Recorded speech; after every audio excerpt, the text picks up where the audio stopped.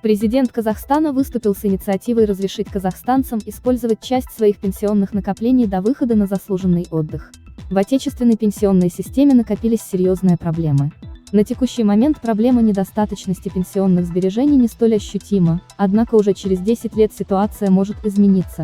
Количество работающих граждан, производящих пенсионные накопления, заметно уменьшится, в то время как количество пенсионеров возрастет. При этом уровень накопления инвестиционных доходов, получаемых из пенсионных активов, остается низким. Глава государства поручил правительству совместно с Нацбанком провести серьезную работу по повышению эффективности пенсионной системы.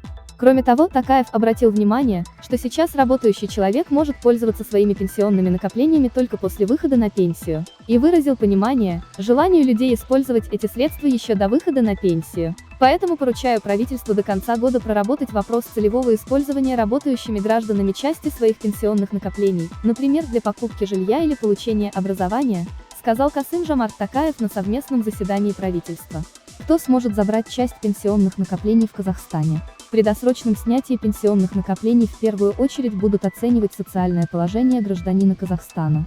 При выдаче разрешений на изъятие части пенсионных накоплений будут учитываться возраст и сумма накоплений, прокомментировал заместитель премьер-министра Сапарбаев. Правительство будет прорабатывать данный вопрос с Национальным банком, отметил он. Предоставление части пенсионных накоплений казахстанцам будет зависеть от суммы накоплений, от возраста казахстанца. Хватит ли ему до конца жизни его пенсионных накоплений, необходимо провести расчеты. Конечно, в первую очередь будут рассматриваться бюджетники, будем смотреть на социальное положение гражданина Казахстана, сказал Сапарбаев в кулуарах заседания правительства.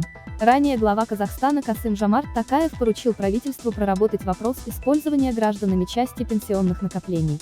Средства могут быть изъяты, например, для покупки жилья или получения образования, сказал он. Член Национального совета общественного доверия Рахим Ашакбаев комментировал, что уровень накоплений у граждан не очень высокий. По его мнению, если будет возможность использовать накопления для приобретения жилья и оплаты образования, работникам и работодателям необходимо показывать реальную нагрузку своих отчислений.